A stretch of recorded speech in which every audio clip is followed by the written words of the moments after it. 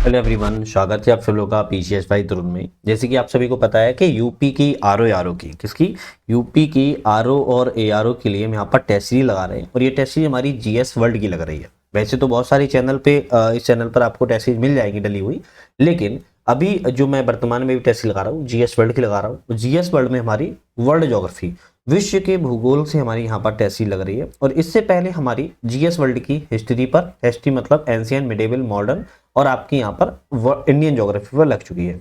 अभी हम विश्व भूगोल की लगा रहे हैं जो कि बहुत ज़्यादा महत्वपूर्ण है। ध्यान रखना है, ये नई तरीके की टेस्ट सीरीज है जैसे कि आपके यहाँ पर पहले देखा भी गया है।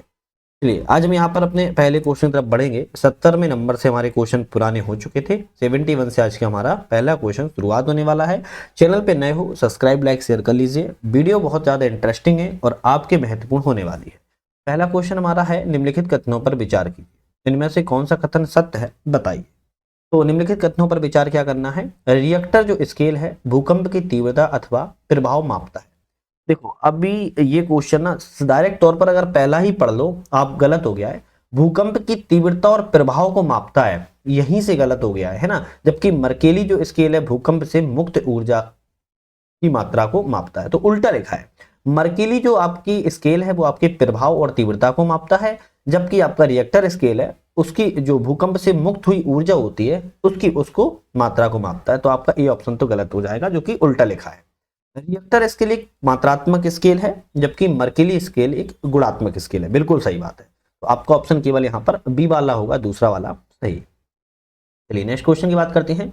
निम्नलिखित कथनों पर विचार कीजिए, इनमें से कौन सा कथन असत्य है। देखो असत्य का मतलब होता है गलत। बहुत सारे लोग ना इससे गलती कर देते हैं, तो ऐसे लिख लिया करो अपने थोड़ा सा याद करने के लिए, उपयुक्त में से कौन सा कथन गलत है। अब सही क्वेश्चन हो जाएगा आपका, अदरवाइज गलत हो जाते हैं ऐसे क्वेश्चन। देख लेते हैं कौन सा कथन गलत है। जलवाष्प की मात्रा वायुमंडल में ऊपर की ओर जाने पर कम होती है। अब भाई देखो ये तो सही लिखा है कि जलवाष्प की जो मात्रा होती है वो वायुमंडल में अगर ऊपर की ओर जाएगी तो वह कम होती जाती है, तो ये तो सही लिखा है, ये गलत नहीं है। वायुमंडल को मुख्यतः तापमान के आधार पर विभिन्न परतों में बांटा गया है। बात सही है कि तापमान के आधार पर वायुमंडल को बांटा गया है। क्षोभ मंडल, समताप मंडल है ना, आपको ओजोन मंडल दिख जाएगा, मध्य मंडल। तो इस तरीके से आपको कई सारी जो परत है वो आपके किस पर, तापमान के आधार पर इनको बांटा गया है। आप कहोगे ये भी आपका सही है, तो यहाँ पर आपका डी पे टिक लगाओगे, ना तो आपका पहला गलत है ना ही आपका दूसरा गलत है, क्योंकि पूछा ही उसने ये चीज है कि गलत ऑप्शन बताइए। अगर ये बताता सही ऑप्शन बताओ तो हमारा सी हो जाता। चलिए नेक्स्ट बात करते हैं।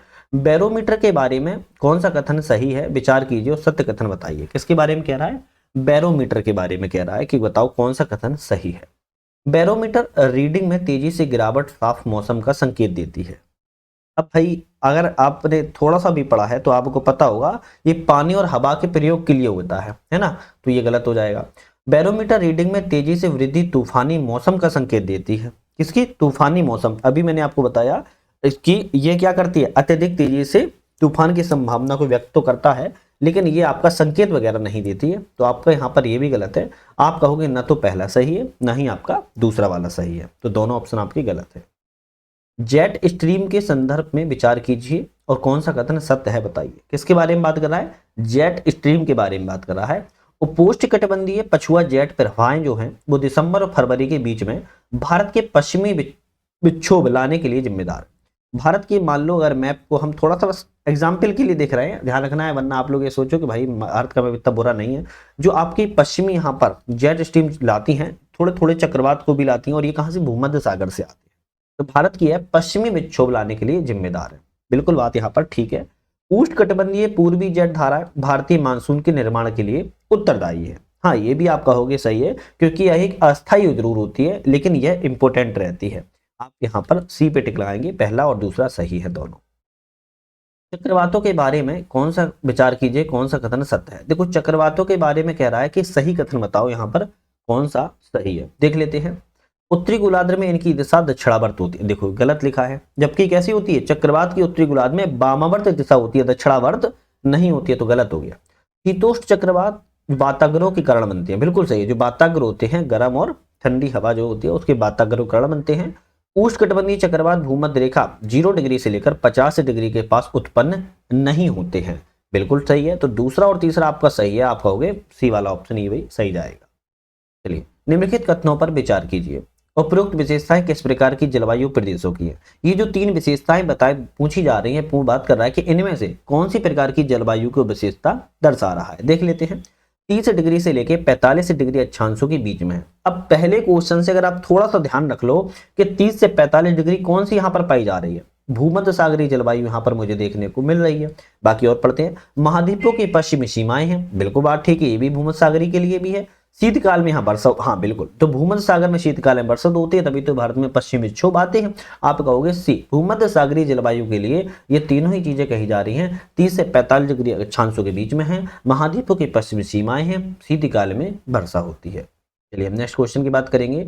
निम्नलिखित में से कौन सा सम्मिलित नहीं है। मतलब कि एक तरफ ग्रास लैंड है और एक तरफ कंट्री है। ये हिंदी में शायद थोड़ा सा मिस है, यहाँ पर ग्रास लैंड लिखा है और यहाँ पर देश लिखा है। कौन सा ग्रास लैंड यहाँ पर कौन से सम्मिलित नहीं है, देख लेते हैं। आपकी बात करें स्टेपी की, स्टेपी आपकी कहां पर है, रूस और यूक्रेन में है, ये तो आपका सही है, रूस और यूक्रेन में है, ये आपका सही है। बेल्ट की बात करें, बेल्ट आपका कहां पर है, बेल्ट आपका दक्षिण अफ्रीका में है, ये भी सही है। तो सी, ए और आपका दूसरा तो सही है, पहला और दूसरा सही है। पंपास की बात किया है, पंपास आपका उत्तरी अमेरिका में है क्या, नहीं, पंपास आपका कहां पर है, पंपास आपका ध्यान रखिएगा अर्जेंटीना में। कहां पर है, अर्जेंटीना में है। अब अर्जेंटीना कौन से महाद्वीप में है, अर्जेंटीना आपके साउथ अमेरिका महाद्वीप, दक्षिण अमेरिका महाद्वीप में है। प्रेरी, प्रेरी कहाँ है भैया, प्रेरी ब्राजील में नहीं है, प्रेरी कहाँ है, प्रेरी अमेरिका में। कहाँ पर है, प्रेरी आपकी अमेरिका में है। और ये कौन से कॉन्टिनेंट में रहेगी, साउथ सॉरी ये आपकी रहेगी नॉर्थ अमेरिका में। कहां पर रहेगी, आपकी नॉर्थ अमेरिका में रहेगी, उत्तरी अमेरिका में। तो यहां पर आपके तीसरा और चौथा यहां पर गलत है, तो आप सी पे टिक लगा दोगे, तीसरा और चौथा गलत है, जबकि पहला और दूसरा सही था, जो कि मैंने आपको बाकी सब सही बता दिए। ठीक है, चलिए निम्नलिखित में से गृहों को उनके आकार के घटते क्रम में देखो, कहा रहा है कि जो भाई गिरह हैं, इनको घटते क्रम में व्यवस्थित करना है।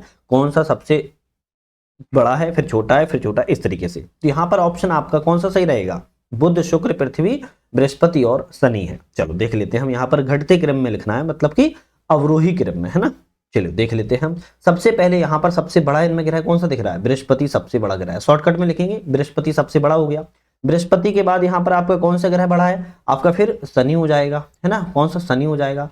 शनि के बाद फिर कौन सा बड़ा है आपका, शनि के बाद आप बोलोगे पृथ्वी है अपनी, पृथ्वी के बाद फिर कौन सा है, शुक्र है, और सबसे छोटा ग्रह आपका कौन सा रहेगा, बुध रहेगा। तो इस तरीके से आप देखोगे बृहस्पति, शनि, पृथ्वी, शुक्र और बुध आपके सही है। बी वाले पे टिक लगा। ध्यान रखना है, घटते क्रम में पूछा है, अगर बढ़ते क्रम में पूछता तो इसी को उल्टा लिख देते, बुध, शुक्र, पृथ्वी, शनि और बृहस्पति। लेकिन इससे पूछा है घटते क्रम में, बताओ पहले बड़ा कौन सा है, फिर उसके बाद छोटा कौन सा है। निम्नलिखित में से कौन सी प्लेट एक बड़ी प्लेट नहीं है। इन चारों में से बात करा है कि एक बड़ी प्लेट नहीं है, ये बताइए, है ना, बड़ी प्लेट नहीं है। चलो देख लेते हैं। यूरेशियन प्लेट एक बड़ी प्लेट है, अंटार्कटिका प्लेट भी एक बड़ी प्लेट है, और प्रशांत प्लेट ही बड़ी प्लेट है। अरेबियन प्लेट भाई आपकी छोटी प्लेट में आती है, अरेबियन प्लेट आपकी छोटी प्लेट में आती है। ये तो चीज आपको पता होनी चाहिए कि भूपटल पर, इस धरा पर 7 बड़ी प्लेटें हैं। कितनी, 7 बड़ी प्लेटें हैं। और छोटी प्लेटें कितनी हैं, छोटी आपकी 14 छोटी प्लेटें हैं, 14 छोटी प्लेटें हैं। तो आपको दोनों चीजों को ध्यान रखना है। इस धरा पर 7 बड़ी प्लेटें, 14 छोटी प्लेटें हैं, जिनमें से 3 तो आपकी यही हो गई हैं बड़ी प्लेटें। ठीक है, निम्नलिखित कथनों पर विचार कीजिए और इनमें से कौन सा कथन सत्य है, बताइए।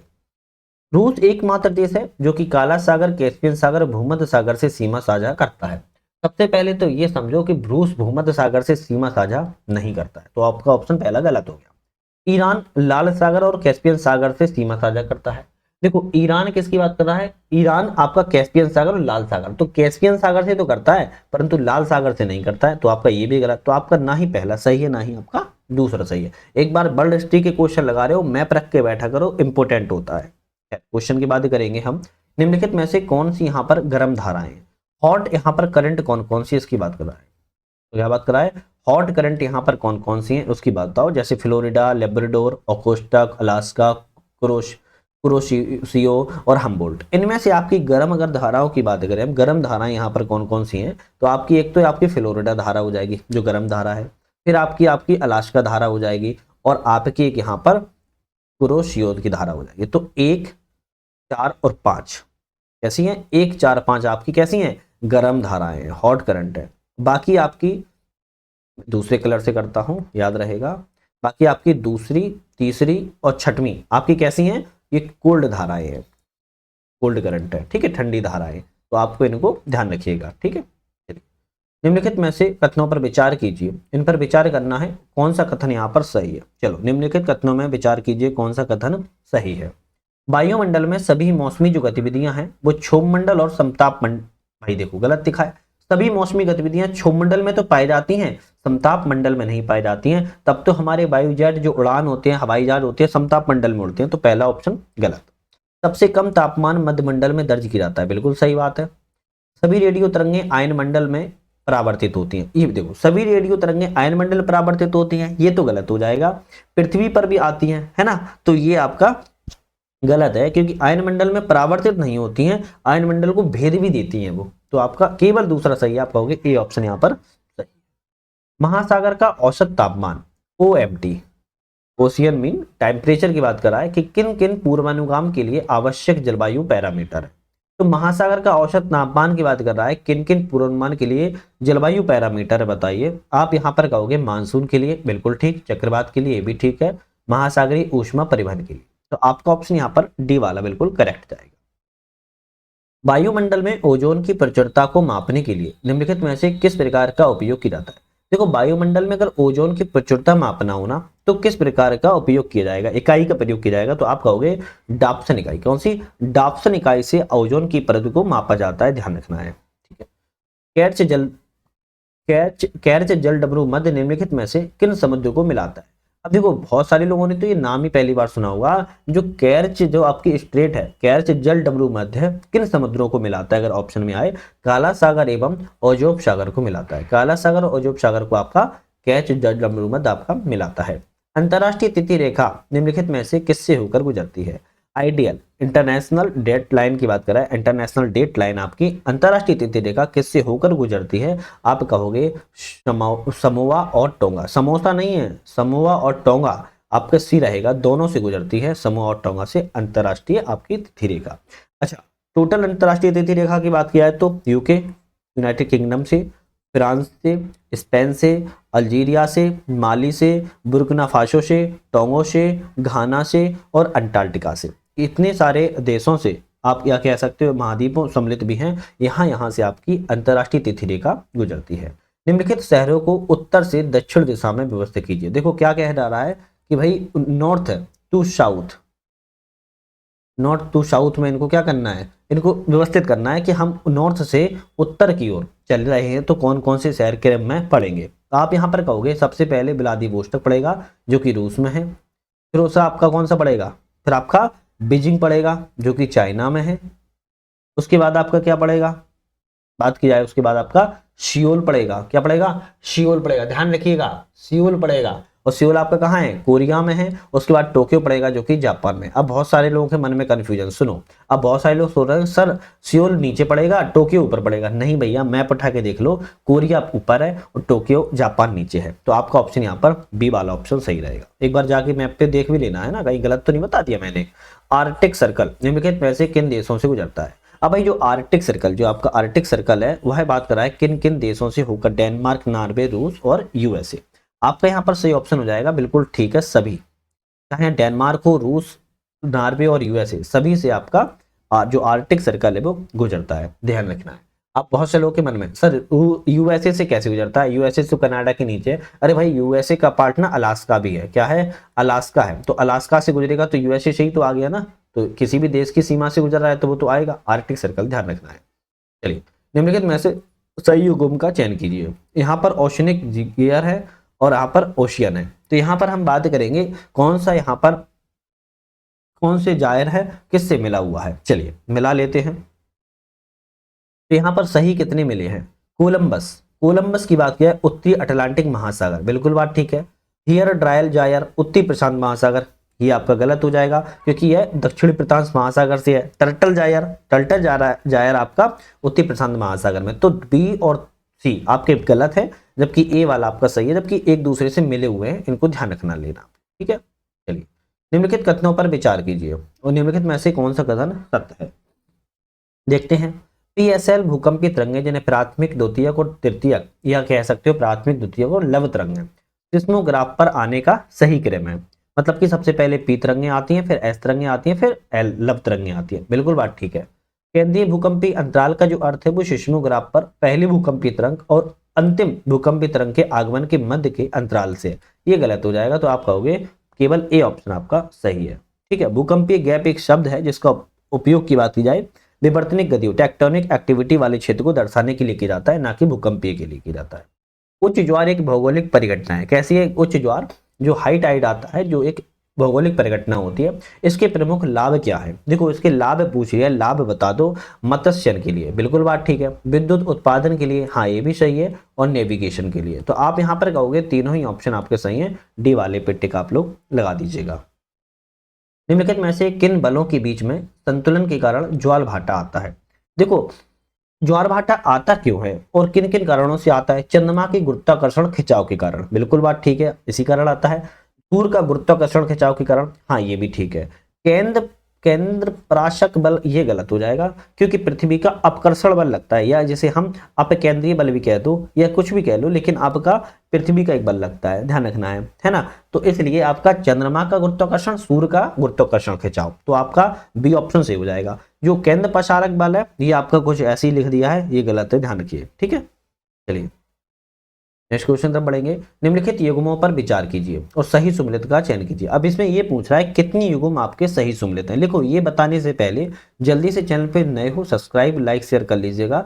एक छोटा सा आप लोग मोटिवेशन भी 10 सेकंड लगेगा देने में, एक प्यारा सा कमेंट कर देना जो भी आपको अच्छा लगे बुरा लगे या कोई भी सजेशन हो आपका, है ना। चलिए क्वेश्चन देख लेते हैं। निम्नलिखित युग्मों पर विचार कीजिए, इनमें से कौन कितनी युग्मों में सही सुमेलित है? जहाज निर्माण व्लादिवोस्टॉक, बिल्कुल ठीक है। लोहा एवं इस्पात निर्माण पीटर्सबर्ग, ये भी सही है। ऑटोमोबाइल निर्माण डेट्राइट। तो आप कहोगे यहाँ पर आपके तीनों युग्म सही सुमेलित हैं, कोई गलत नहीं है। चलिए नेक्स्ट क्वेश्चन आता है, लोहे अयस्क के संदर्भ पर विचार कीजिए, इनमें से कौन सा कथन सही है? लोहे अयस्क के बारे में, जो हेमाटाइट एक लोहे प्रकार होता है, लगभग 60 से लेकर 70% आयरन होता है, बिल्कुल ठीक है। मैग्नेटाइट एक लोहे का अयस्क होता है जिसमें 72.4% तक आयरन होता है, आप कहोगे ये भी ठीक है। तो आपके एक और दो दोनों सही है, सी वाले पे टिक लगा दोगे। यहाँ पर नेक्स्ट क्वेश्चन आता है, कोजेनेस्टक बेसिन किस खनिज के लिए प्रसिद्ध है? देखो कोजेनेस्टक बेसिन की बात कर रहा है, किस खनिज के लिए प्रसिद्ध है? आप यहाँ पर कहोगे कोयला के लिए प्रसिद्ध है। किसकी? कोयला के लिए प्रसिद्ध है। निम्नलिखित कथनों पर विचार कीजिए, इनमें से कौन सा कथन असत्य है, मतलब कि गलत कथन बताओ, इनमें से कौन से हैं, देख लेते हैं। बेसाल्ट अंतर्वेदी आग्नेय सेल है, गलत हो जाएगा। ग्रेनाइट बहिर्वेदी आग्नेय सेल है, देखो उल्टा लिखा है, बेसाल्ट आपकी बहिर्वेदी है, ग्रेनाइट आपकी अंतर्वेदी है, तो आपके दोनों गलत है। आप कहोगे यहाँ पर सी वाला है क्योंकि दोनों ऑप्शन आपके गलत है। सारगैसो सागर के बारे में विचार करिए और इनमें से कौन सा कथन गलत है? अब गलत है पूछा है सारगैसो सागर के बारे में, यह केवल उत्तरी अटलांटिक महासागर में स्थित है, बिल्कुल बात ठीक है। अगर आप सारगैसो सागर देखोगे तो आपको यूएसए के, मतलब कि यूएसए के आपको साउथ ईस्ट में आपको सारगैसो सागर देखने को मिल जाएगा, तो उत्तरी अटलांटिक सागर में ही है, बिल्कुल ठीक है।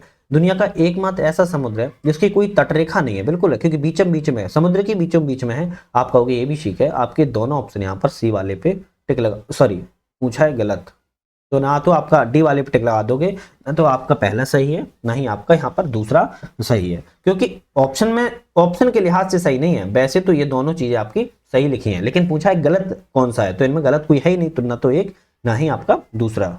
चलिए नेक्स्ट क्वेश्चन है, किसी लैगून के चारों ओर प्रवाल भित्तियों की एक पट्टी से निर्मित होती है, इनमें से कौन सी प्रवाल भित्ति का लक्षण है?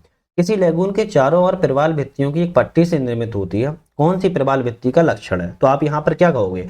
टॉल प्रवाल भित्ति का लक्षण है। कौन सी? टॉल प्रवाल भित्ति का लक्षण है। नेक्स्ट क्वेश्चन आता है, पृथ्वी विज्ञान मंत्रालय के द्वारा लोकसभा को सूचित किया गया भारतीय तटरेखा में से एक महत्वपूर्ण क्षेत्र तटीय कटाव क्षरण की स्थिति के अंतर्गत है, आंकड़ों के अनुसार किस राज्य में सर्वाधिक तटरेखा का क्षरण हुआ है? अरे देखो इतनी जो बड़ी कहावत लिखी है ना, उसका सारांश सिर्फ 2 लाइन में समझो। पृथ्वी विज्ञान मंत्रालय ने ये बात बताई है कि भारतीय तटरेखा में एक तटीय कटाव क्षरण हुआ है, वो कौन सी सर्वाधिक तटरेखा स्थित है? तो आप यहाँ पर कह दोगे पश्चिम बंगाल की तटरेखा स्थित है, वेस्ट बंगाल की, ध्यान रखिएगा। निम्नलिखित कथनों पर विचार कीजिए, इनमें से कौन सा कथन असत्य है? चलो देखते हैं कौन सा कथन गलत है। बृहद अथवा उच्च ज्वार जो स्प्रिंग टाइड होता है वो अमावस्या और पूर्णिमा के दिन होता है, बिल्कुल ठीक है। लघु या निम्न ज्वार नीप टाइड की बात करें शुक्ल एवं कृष्ण पक्ष की सप्तमी और अष्टमी को होता है, ये भी ठीक है। तो आपके ऑप्शन में दोनों बिल्कुल सही लिखे हैं। तो आप पूछा क्या है, गलत बताओ, तो ना तो पहला गलत है ना ही दूसरा गलत है। इसी तरीके से राष्ट्रीय क्षेत्राधिकार से परे, राष्ट्रीय क्षेत्राधिकार से परे जैव विविधता समझौता के संदर्भ पर विचार कीजिए, कौन सा कथन सत्य है। इनमें से सत्य, इसे उच्च सागर संधि के नाम से भी जाना जाता है। राष्ट्रीय क्षेत्राधिकार जैव विविधता के लिए समझौता हुआ है, उसे उच्च सागर संधि, उच्च सागर संधि के नाम से जाना जाता है। भारत ने इस समझौते पर हस्ताक्षर कर दिए, बिल्कुल ठीक है। तो आपका यहाँ पर सही करेगा सी, आपका 1 और 2 दोनों आपके यहाँ पर सही है। हाल ही में समाचारों में रहे INC 5 सत्र का संबंध किससे हो रहा है। देखो समाचारों में रहा है INC 5 सत्र का संबंध पूछ रहा है, किससे संबंधित है। आप बोलोगे वैश्विक प्लास्टिक संधि संबंधित है। देखो बहुत ही इंपॉर्टेंट क्वेश्चन है, ध्यान रखना है। द INS 5 सेशन की बात करें, INS 5 सेशन की बात की जाए, प्लास्टिक संधि संबंधित है और वैश्विक लेवल पर हुई है, इंपॉर्टेंट रहेगी। निम्नलिखित कथनों पर विचार कीजिए, उपयुक्त में से कितनी घोषणाएं COP29 सम्मेलन से संबंधित है। ये जो आपको दिख रही हैं, नया जलवायु वित्त लक्ष्य, कार्बन बाजार समझौता, मीथेन को कम करने का घोषणा पत्र, आपने COP29 में से सम्मेलन में कौन कौन सी बातों को यहाँ पर घोषणाओं संबंधित है, इसकी पूछ रहा है। तो आप यहाँ पर कहोगे तीनों ही सही हैं, तीनों ही घोषणाएं आपकी COP29 में की गई हैं, ध्यान रखिए। राष्ट्रीय उद्यान के संदर्भ पर विचार करिए, इनमें से कौन सा कथन सही है। नेशनल पार्क के बारे में कह रहा है, विचार करो, देख लेते हैं इसमें से क्या कह रहा है, ये कितने कथन आपके सही हैं। देखो कितने कथन सही है ये पूछ लिया आपका, है ना। तो भारत में सर्वाधिक संरक्षित क्षेत्र है, भारत में सर्वाधिक संरक्षित क्षेत्र है, बात सही है ना। इनका संरक्षण वन्यजीव संरक्षण अधिनियम 1972 के तहत किया गया है, ये भी आपका ठीक है। राष्ट्रीय उद्यानों के प्रबंधन का जो कार्य है वो केंद्र सरकार का है। देखो ये गलत हो जाएगा क्योंकि ये आपका अलग अलग जगहों पर अलग अलग है ना। इसके प्रबंधन का जो कार्य है वो राज्य सरकार का होता है, ना कि केंद्र सरकार का होता है। तो ये वाला आपका गलत है, इसके आ जाएगा इसमें राज्य सरकार के प्रबंधन का कार्य है। तो 1 और 2 सही है, तो आप कहोगे यहाँ पर 2 युग्म सही सुन थे, लेकिन तीसरा वाला बता दिया है। ग्राउंड लेवल जो ओजोन प्रदूषण के संदर्भ में निम्नलिखित कथनों पर विचार कीजिए। ग्राउंड लेवल ओजोन के प्रदूषण के बारे में सत्य कथन बताना है, यहाँ पर कौन सा सही है। तो यहाँ पर ही पूछा है कितने युग्म सम्मिलित सही हैं, उसके बारे में बताइए। तो देखते हैं, यह समताप मंडल में ओजोन की बढ़ती मात्रा को संदर्भित करता है। देखो ये गलत हो जाएगा क्योंकि समताप मंडल में ये ओजोन की मात्रा को संदर्भित क्या है, नहीं करता है, क्योंकि किस पे बात की जाए, ग्राउंड लेवल ओजोन की बात की जा रही है। इसकी निगरानी राष्ट्रीय वायु गुणवत्ता निगरानी कार्यक्रम के तहत की जाती है, बिल्कुल ठीक है। यह एक द्वितीय प्रदूषक है, बिल्कुल ठीक है। तो दूसरा और तीसरा सही है। तो पूछा कितनी युग्म सम्मिलित सही है, तो आप कहोगे 2 युग्म सम्मिलित सही है, पहला वाला गलत है, इसलिए केवल 2 ही बचेंगे। चलिए यहाँ पर हमने 105 क्वेश्चन तक अपने कवर कर लिए, हमारे 106 से नेक्स्ट वीडियो में आएंगे। उम्मीद है चैनल पे नए थे सब्सक्राइब लाइक शेयर करके बेल आइकन प्रेस कर लिया होगा, जिससे कि नई वीडियो आए नोटिफिकेशन मिलता रहे। एक चीज की इन्फॉर्मेशन और सुन लो, बहुत इंपॉर्टेंट है। यूपी के लिए हमने करंट अफेयर, यूपी की RO के लिए और यूपी PSC आपका जो PT का 2025 12 अक्टूबर 2025 को एग्जाम है, उसके लिए स्पेशल हमने करंट अफेयर की सीरीज चालू की है। 2 ऑलरेडी लग चुकी हैं, तीसरी आएगी, डेली एक आती है, 15 क्वेश्चन रहते हैं, वेरी वेरी मोस्ट इंपोर्टेंट लाते हैं। ध्यान रखिएगा, एग्जाम्स के पॉइंट ऑफ व्यू से वेरी इंपोर्टेंट है, चैनल पर जाके देख सकते हो, अच्छी लगे तो कंटिन्यू करना है। तो आज के लिए आप सभी को धन्यवाद।